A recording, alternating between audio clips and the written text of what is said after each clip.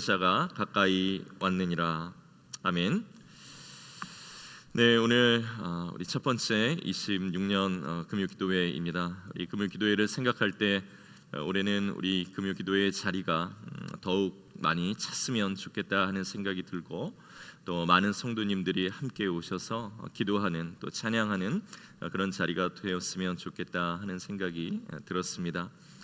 그런데 곰곰이 생각해 보면서 그런 것들이 이루어지기 위해서는 여전히 기도하는 분들이 여전히 기도에 힘을 내어야 하는 자리가 되어야 되겠다 하는 그런 생각을 또 갖게 되었습니다. 그래서 올해도 금요기도회를 통해서 우리의 마음을 하나님께 토로하고, 또 하나님께서 주시는 위로와 능력, 그것이 무엇인가를 가장 먼저 이곳에 계시는 분들이 경험할 수 있는 그런 소원을 가지고 이 금요기도회 자리에 오실 수 있었으면 좋겠습니다. 그리고 또 교회의 기도의 불씨가 꺼지지 않고 계속 타오르도록 여러분들 기도해 주시고, 또 그 불이 우리 성도들과 교회를 향해 닥치는 사탄의 모든 시험들을 불사르고 교회를 지키고 우리의 삶을 지키는 그런 근본적인 힘이 되기를 우리가 함께 구하면서 올해도 함께 기도하며 나아갈 수 있는 저희들 되기를 주님의 이름으로 축복합니다. 이 시간은 그래서 우리가 계속해서 기도를 배우고 기도에 대해 생각하고 실제로 우리가 기도하는 그런 시간으로 올해도 계속 우리가 삼으려고 합니다. 20세기 최고의 지식인이자 기독교 변증가로 불리우는 C.S. 루이스라는 분이 있습니다. 이 기독교 변증이라는 것은 기독교 신앙이 진리라는 것을 우리는 알죠. 우리는 믿습니다 하고 아는데 믿지 않는 사람들에게 기독교의 진리가 얼마나 논리적이고 또한 합리적인가, 그 근거를 들어서 설명하는 것을 말합니다.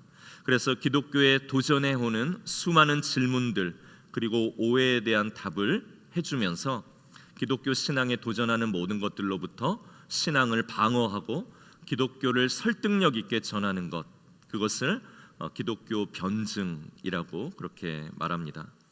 이 C.S. 루이스라는 사람은 기독교의 변증가이며 대단한 지식인으로 그렇게 알려져 있습니다. 하지만 그분이 그렇게 깊은 지식의 사람이었지만 또한 깊은 기도의 사람이었다라는 것은 그렇게 잘 알려져 있지 않은 것 같습니다. 그래서 몇 년 전에 그분이 기도에 대한 책을 쓰셨고, 또 그분의 글 중에 에세이나 편지나 그분이 써놓은 시들 중에 기도에 관한 글들만 이렇게 모아서 책으로 편찬이 되게 되었습니다.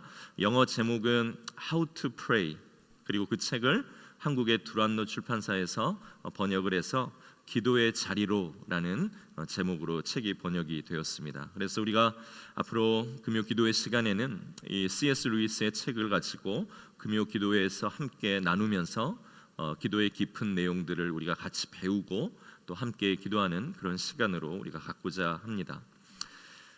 올해 우리가 특별 새벽 기도로 한 해를 시작했습니다. 그리고 또 지금 새해 가정의 기도의 제목들을 적어서 또 제출하고 있습니다. 우리 성도님들이 얼마나 저를 생각하시는지, 기도의 제목들이 많이 올라가면 제가 너무 기도하느라 피곤할까봐 아주 적정한 수준으로 지금 맞춰주고 계시면서, 그런데 여러분들 기도의 제목들이 있으시면 이해 가기 전에, 이달이 가기 전에 잘 적어서 함께 내주시면 제가 가지고 같이 기도하려고 합니다.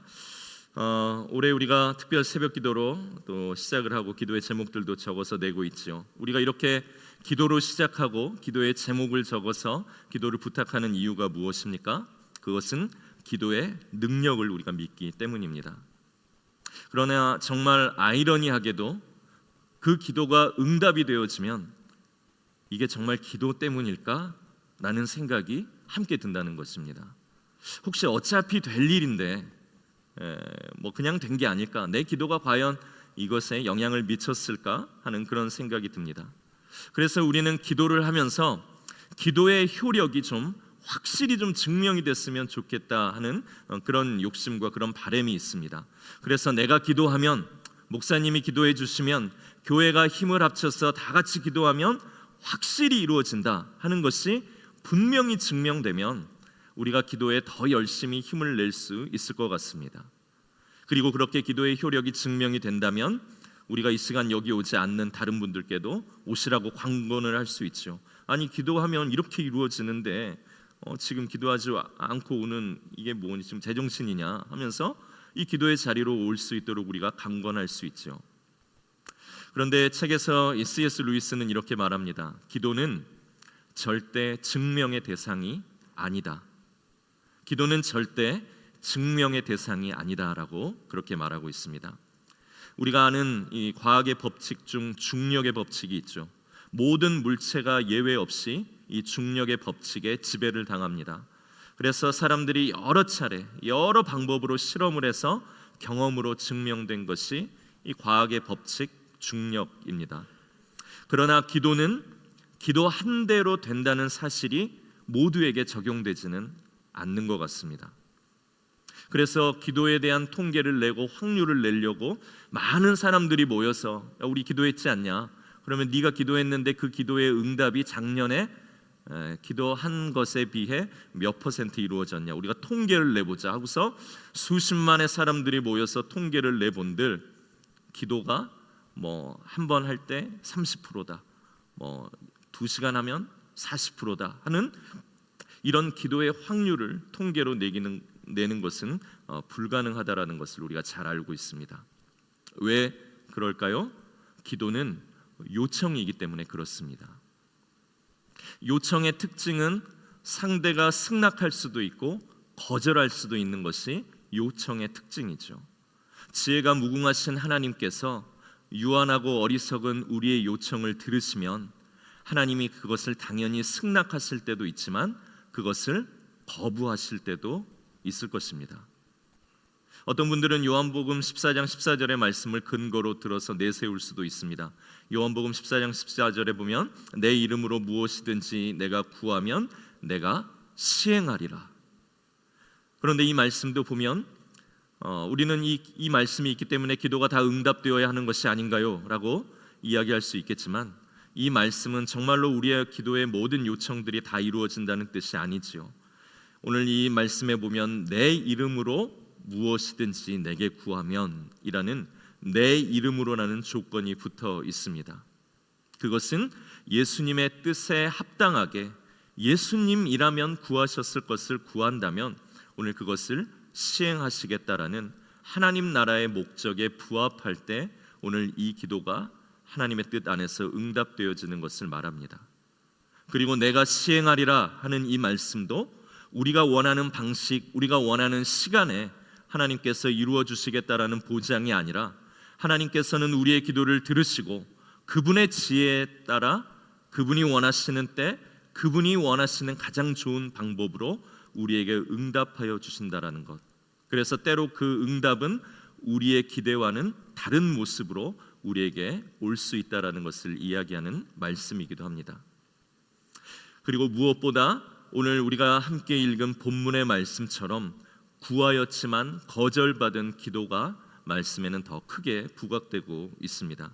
오늘 마태복음 26장 39절의 말씀, 우리 첫 절의 말씀을 함께 다시 한번 읽어볼까요? 함께 읽겠습니다.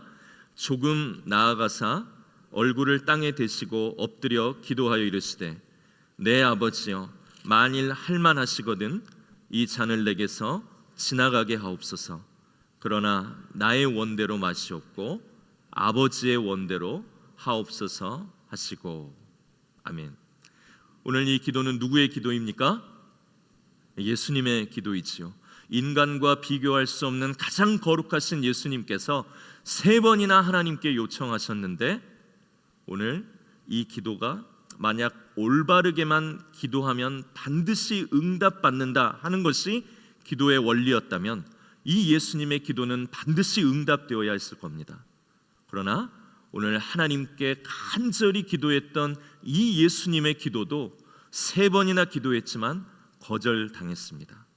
예수님보다 더 올바르게 기도할 수 있는 분이 우리 중에 누가 있겠습니까?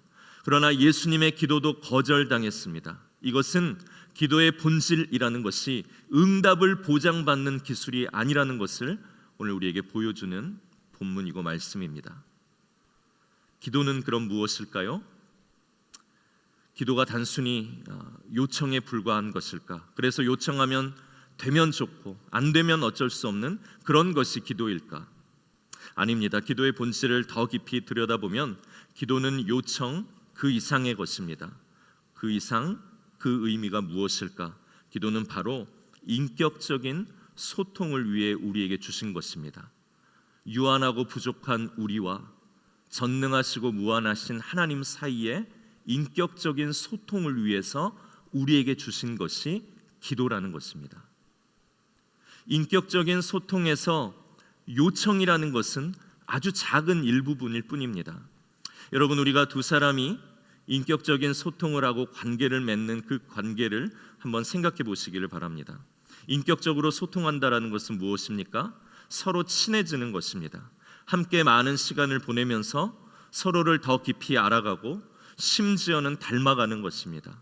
대화하면서 내가 가진 문제가 풀어지고 그 사람의 말 가운데서 위로를 얻고 그리고 내 상한 심령을 그 사람에게 그대로 솔직하게 내어 맡기고 이야기하면서 서로 함께 기쁘고 서로 함께 위로받고 서로를 통해 성장하게 되는 것이 인격적으로 소통하는 것이죠. 이렇게 두 사람이 인격적으로 소통하는 그 관계 안에서 뭘 좀 해달라는 요청은 그 인격적인 소통의 관계 안에서 아주 작은 일부분일 뿐입니다. 그래서 인격적인 소통이 잘 이루어지고 활발하게 이루어지는 관계라면 오늘 뭘 좀 해달라고 부탁했을 때 당연히 내가 그거 들어주지 하고 응답해도, 아니면 반대로 미안해, 이번에는 좀 어렵겠는데 라고 우리의 요청이 거절당해도 둘의 인격적인 관계가 친밀할 때는 크게 그것이 그 관계 안에 영향을 주지 않습니다. 왜냐하면 인격적인 소통 안에서 요청이라는 것은 인격적인 관계가 잘 이루어지기 위한 아주 작은 일부분의 요소이기 때문입니다. 소통하는 두 사람에게는 내가 요청했을 때 그 요청을 왜 그 사람이 들어주는지, 아니면 그 사람이 왜 그 요청을 거절하는지가 충분히 이해되는 관계이기 때문에 요청이 들어주든지 들어지지 않든지 그 관계가 친밀하다면 그 관계는 변함없이 끈끈하고 지속적인 관계로 이어질 수 있는 것입니다.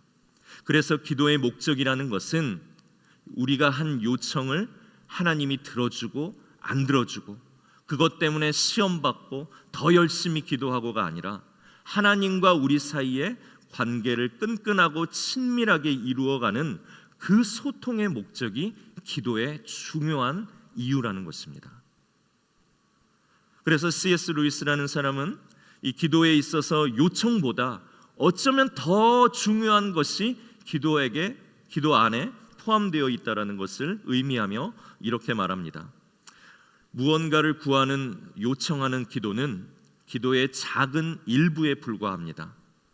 죄의 자백과 회개는 기도의 문지방이고 경배는 기도의 성소이며 하나님의 임재 안에서 그분을 보고 즐거워하는 것은 곧 기도의 빵과 포도주입니다 라고 이런 멋진 말을 했습니다.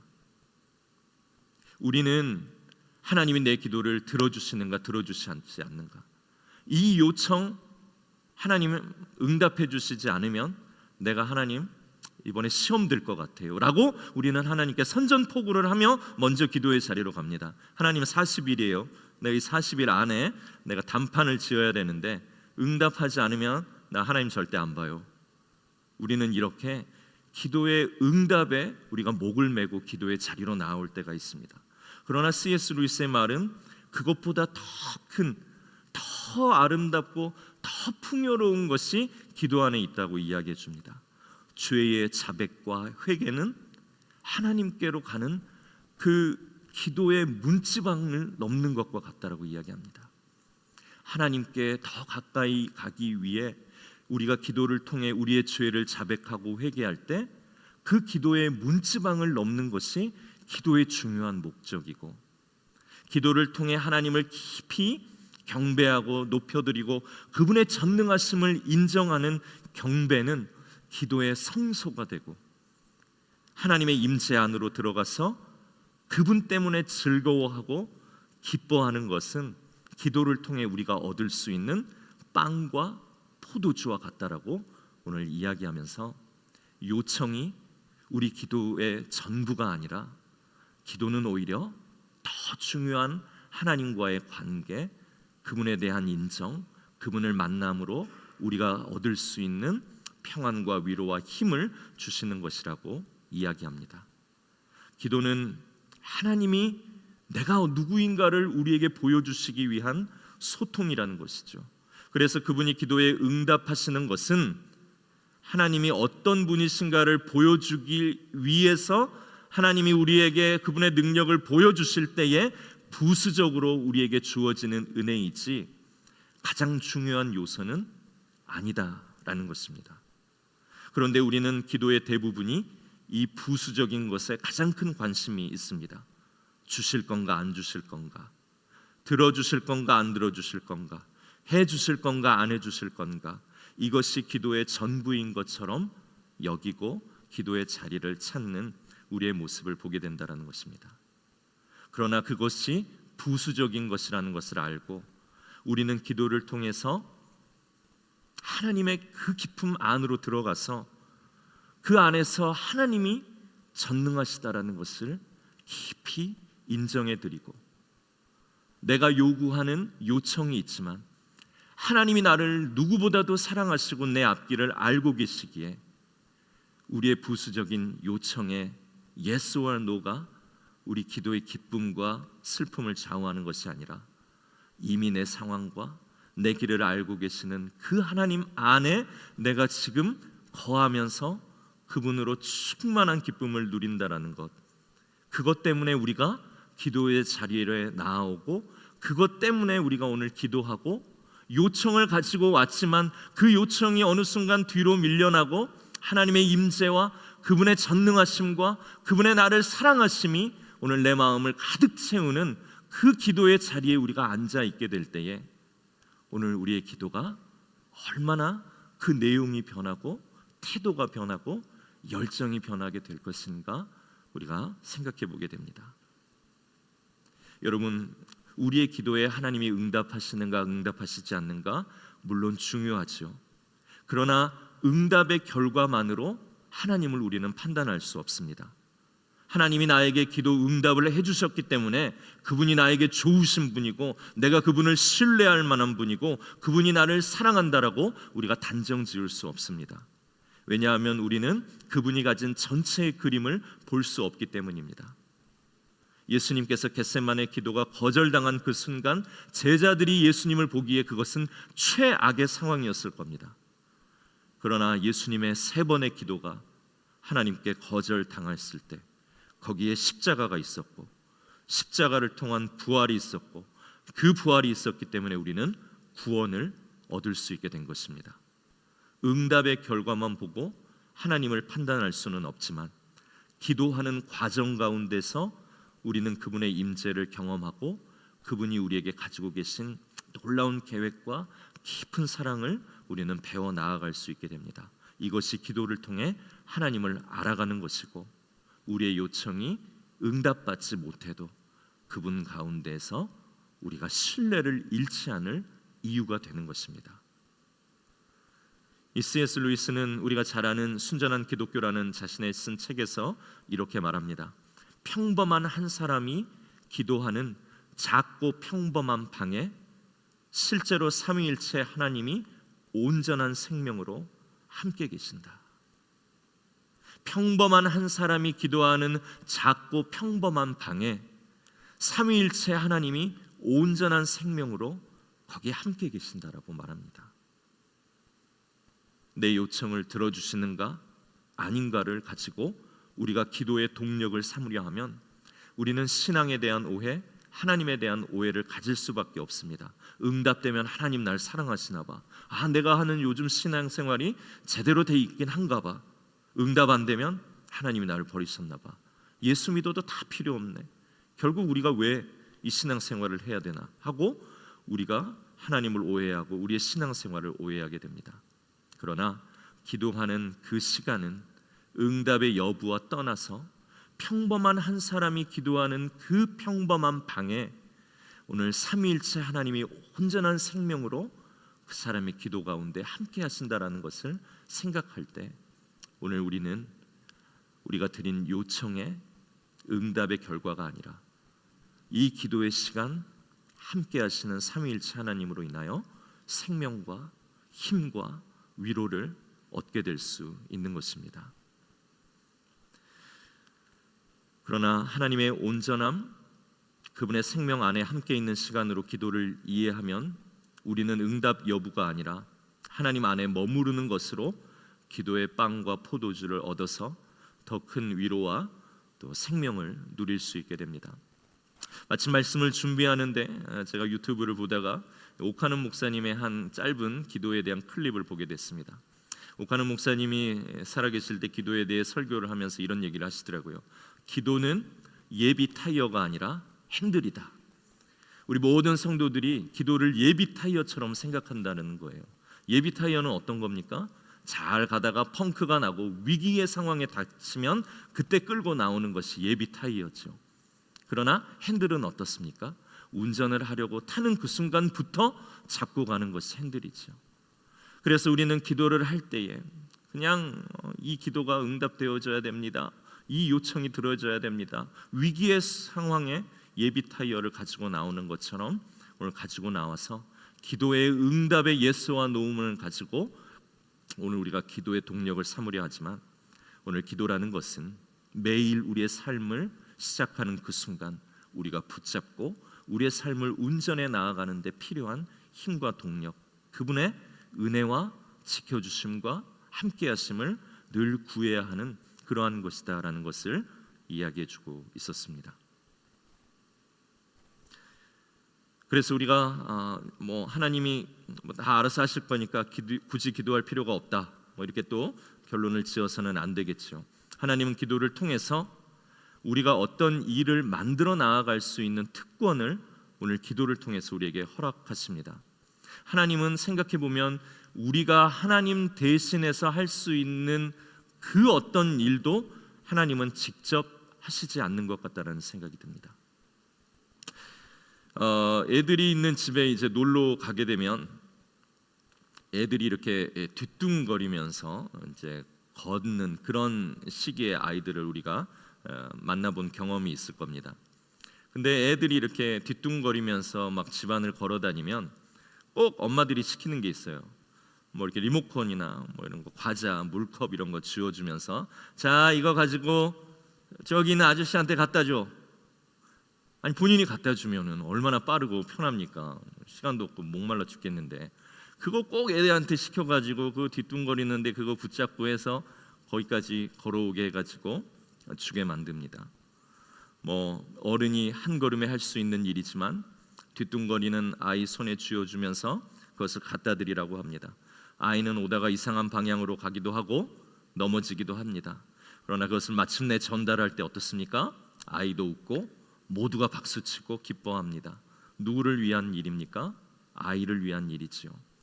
하나님께서는 직접 순식간에 완벽하게 처리하실 수 있는 모든 일을 굳이 느리고 서투른 우리에게 같이 하자고 우리를 부르시는 것입니다. 맡겨진 일들이 소홀히 여겨질 때도 있고 실패할 여지도 있지만 하나님은 우리에게 그것을 들려 그 일을 하게 하시는 특권을 우리에게 주시는 것입니다. 하나님의 일에 협력할 수 있는 존재로 하나님이 우리에게 주시는 특권이죠. 그래서 하나님께서 하시려는 새로운 일들이 있습니다. 올해 2026년 우리 교회에게 이루시려는 하나님의 새로운 일들이 있고 올해 2026년 우리의 가정과 우리의 자녀들에게 이루시려는 하나님의 새로운 일이 있고 우리가 중보기도의 제목 위에 올려가며 같이 기도하고 중보하려는 그 사람에게 하실 하나님의 새로운 일이 있습니다. 그런데 하나님께서는 그 일을 하나님의 전능하신 능력으로 단번에 처리하는 것이 아니라 오늘 뒤뚱거리고 실패할 여지도 있고 또 소홀히 할 수도 있지만 그 일을 기도를 통하여서 우리에게 맡기심으로 하나님의 그 놀라운 새 일을 창조하는 그 일에 우리를 함께 동역하게 하시는 놀라운 특권을 주시는 것입니다.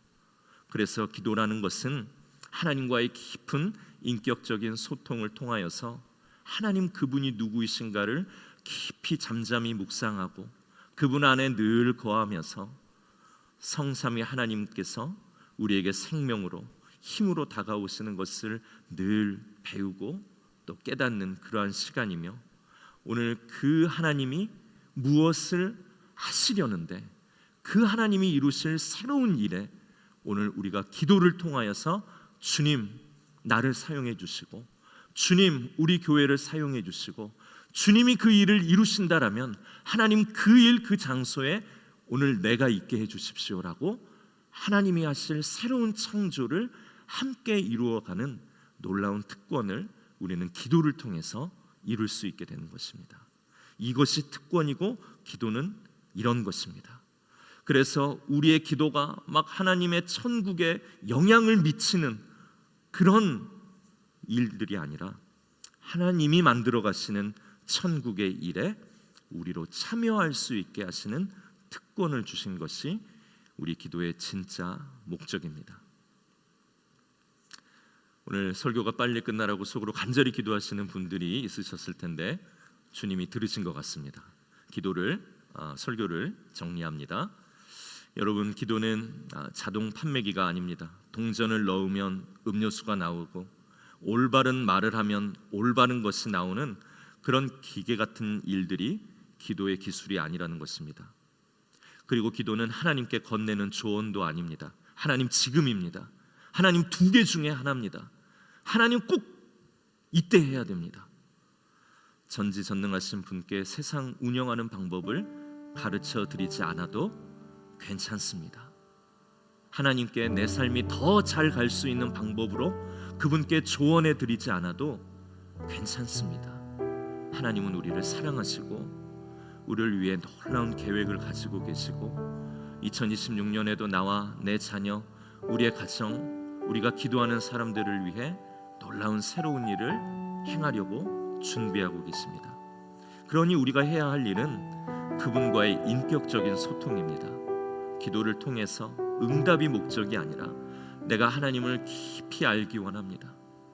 주님은 전능하신 분이라는 것을 내가 압니다. 주님 내가 인정합니다. 주님 세상이 나에게 또 이 시대가 나에게 또 내 상황이 나에게 무엇이라고 이야기하든지 하나님은 이것을 이길 수 있는 분이라는 것을 내가 고백합니다. 바랄 수 없는 중에 바라게 하신 하나님이 오늘 내 가정과 내 삶에 바라게 하실 유일한 하나님이심을 내가 믿습니다 하며 그분과의 인격적인 관계를 맺기 위해 우리에게 주신 것이 기도입니다. 우리가 기도할 때 성령님이 우리 안에서 우리를 위해 기도하시고 예수님이 우리 곁에서 구원에 낙오되지 않도록 오늘 우리를 위해 기도하시며 이 모든 기도를 하나님 아버지께서 들으시고 하나님이 가장 좋은 시기와 방법 그것으로 우리의 지혜를 뛰어넘어 우리에게 이루십니다. 응답과 거절 우리가 거기에만 집중해서 그렇지 사실 기도는 더 큰 것을 우리에게 알게 하시고 보여주게 하시고 참여하게 하시는 하나님의 사랑에 집중해야 하는 것입니다. 올해 우리 기도를 통해 하나님은 응답하실 것입니다. 그러나 그 응답의 시간과 장소와 때보다는 그 일을 이루실 하나님을 깊이 알게 되는 한 해가 되게 해주십시오. 하나님께서 하시려는 놀라운 새로운 일에 나를 불러주십시오. 그리고 나에게 같이 하자고 하나님 그 일을 위해 기도할 수 있는 내가 되게 해주셔서 그 일이 영광스럽게 일어날 때 오늘 내 이름도 하나님의 그 영광스러운 일에 함께 있게 해주십시오 하는 하나님을 간절히 구하는 기도가 일어나는 것, 그것을 통해 우리의 삶이 큰 기쁨을 경험하고 하나님의 전능하심을 또한 누리며 그렇게 더 기도해야 되겠다라고 우리가 열정을 품고 주님 앞으로 나아갈 수 있는 그런 저와 여러분들의 한 해가 되시기를 주님의 이름으로 축복합니다. 이 시간 우리 함께